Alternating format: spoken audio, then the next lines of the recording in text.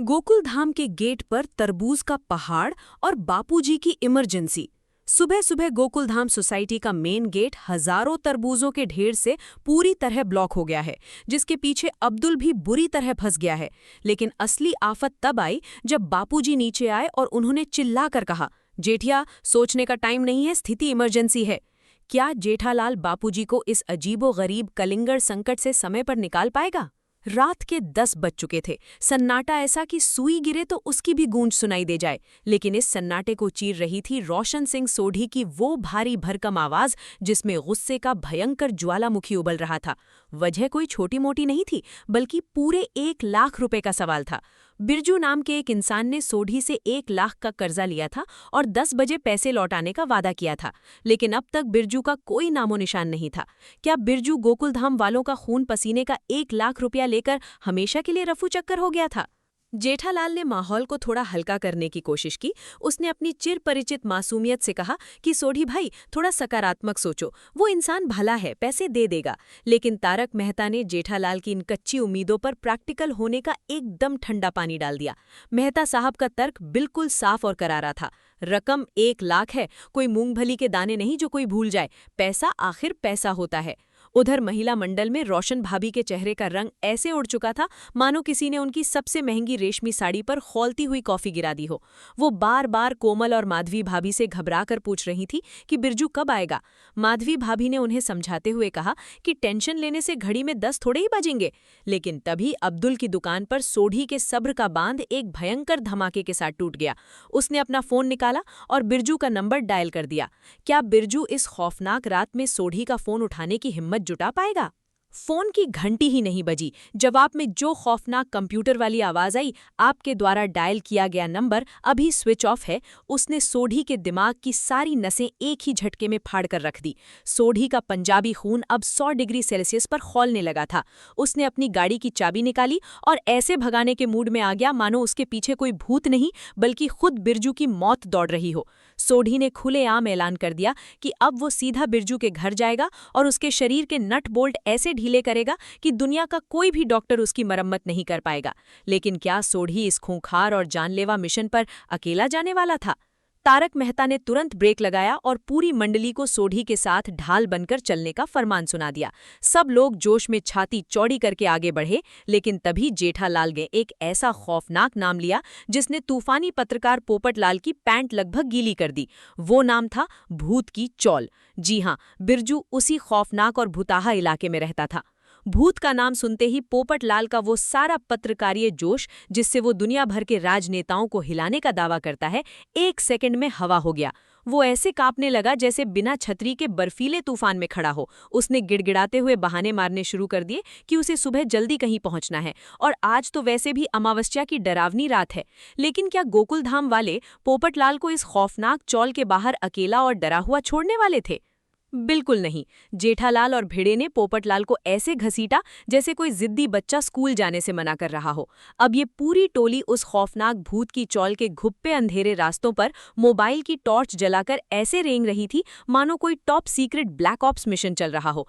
रास्ता इतना डरावना था कि जेठालाल की भी हवा टाइट हो रही थी। वो हर कदम फूंक फूंक कर रख रहा था। और पोपटलाल, वो तो डॉक्टर हाथी के विशाल शरीर के पीछे ऐसे छिपकर चल रहा था मानो डॉक्टर हाथी उसे किसी प्रेत आत्मा या डायन से बचा लेंगे। हर कदम पर सन्नाटा, हर आहट पर दिल की धड़कन तेज। तभी उनकी टॉर्च की रोशनी एक दरवाजे पर जाकर रुकी और वहां जो उन्होंने देखा, उसने पूरी मंडली के पैरों तले से जमीन खींच ली। आखिर क्या खौफनाक चीज लटक रही थी उस दरवाजे पर? कमरा नंबर 15 यानी बिरजू का घर। लेकिन उस दरवाजे पर कोई इंसान नहीं, बल्कि एक लोहे का इतना बड़ा ताला लटक रहा था जो सीधा सोढ़ी के मुंह पर एक करारे तमाचे की तरह लगा। शक अब 100% यकीन में बदल चुका था। बिरजू ताला लगाकर अपना फोन बंद करके 1 लाख रुपए के साथ फरार हो चुका था। सोढ़ी का गुस्सा अब किसी बेकाबू और खूंखार सांड की तरह हो गया था। उसने वहीं खड़े खड़े कसम खा ली कि अब शांति का समय खत्म हो चुका है। कल सुबह गोकुल धाम में सिर्फ और सिर्फ क्रांति होगी। लेकिन सोढ़ी की ये भयंकर क्रांति सुबह कैसा तांडव मचाने वाली थी? उसी रात गोकुल धाम में एक और घर था जहां किसी अनहोनी का खौफ मंडरा रहा था।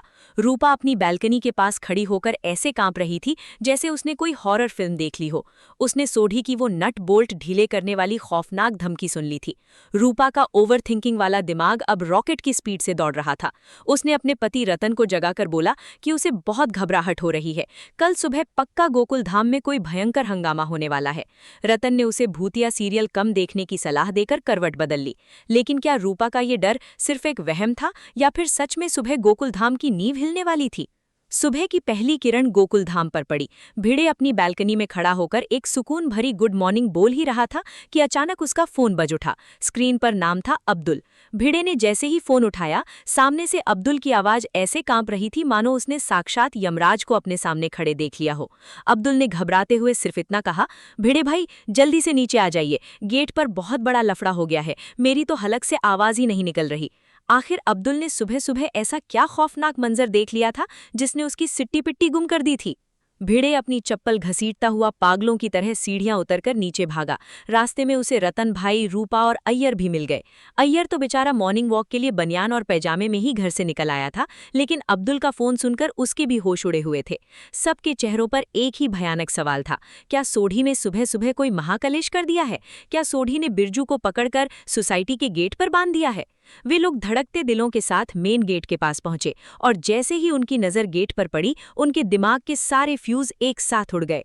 वहां ऐसा क्या था जिसने पूरे गोकुल धाम को सदमे में डाल दिया? तरबूज, हजारों विशालकाय तरबूज। गोकुल धाम सोसाइटी का पूरा रास्ता जमीन से लेकर ऊपर तक तरबूजों के एक खौफनाक और विशाल पहाड़ से पूरी तरह ब्लॉक कर दिया गया था। किसी ने रातों रात गोकुल धाम के मेन गेट पर इतने कलिंगर डंप कर दिए थे कि इंसान तो क्या, एक हवा का झोंका भी अंदर नहीं आ सकता था। रूपा तो डर के मारे कांपने लगी और चिल्लाने लगी कि पक्का किसी ने हमारी सोसाइटी पर कोई मैली विद्या कर दी है। तभी एक अजीब सी आवाज आई। अब्दुल इन तरबूजों के खौफनाक पहाड़ के ठीक पीछे बुरी तरह फंसा हुआ था। वो चिल्ला रहा था कि उसे सिर्फ बबीता जी दिखाई दे रही हैं। क्या कोई अब्दुल को इस तरबूज की भयंकर जेल से बाहर निकाल पाएगा? बापूजी वहां खड़े थे और उनका चेहरा तकलीफ, गुस्से और एक अजीब सी बेचैनी से एकदम लाल हो चुका था। बापूजी ने अपनी छड़ी जमीन पर पटकी और जेठालाल से एक ऐसा खौफनाक सवाल पूछा जिसने वहां खड़े हर इंसान के रोंगटे खड़े कर दिए। बापूजी ने आखिर जेठालाल को ऐसा क्या खौफनाक अल्टीमेटम दे दिया? जेठिया, ये सब क्या है और मैं अब घर कैसे जाऊं? बापूजी की आवाज में एक अजीब सी तड़प थी। जेठालाल ने घबराकर कहा कि बापूजी आप टेंशन मत लो, हम कुछ सोचते हैं। लेकिन तभी बापूजी ने वो खौफनाक बात कह दी जिसने इस तरबूज संकट को एक नेशनल इमरजेंसी में बदल दिया।